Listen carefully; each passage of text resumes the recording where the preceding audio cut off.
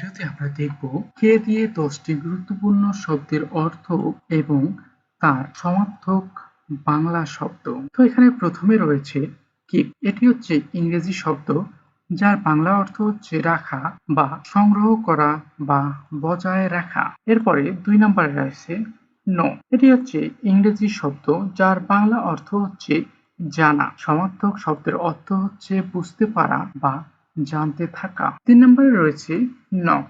এটি হচ্ছে ইংরেজি শব্দ যার বাংলা অর্থ হচ্ছে কড়া নাড়া। এর সমার্থক শব্দের হচ্ছে ঠক ঠক শব্দ দেওয়া বা ধাক্কা দেওয়া। এরপর রয়েছে 4 নম্বরে কিক। এটি হচ্ছে ইংরেজি শব্দ যার বাংলা অর্থ হচ্ছে লাথি মারা।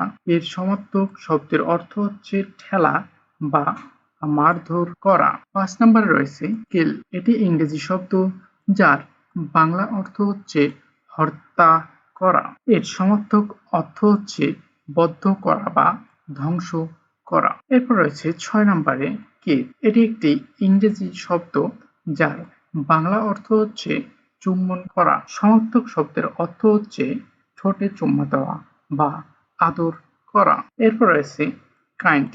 এটি হচ্ছে ইংরেজি শব্দ যার বাংলা অর্থ হচ্ছে বুনন করা এবং সমার্থক শব্দের অর্থ হচ্ছে সুতা বোনা বা জোড়া লাগানো।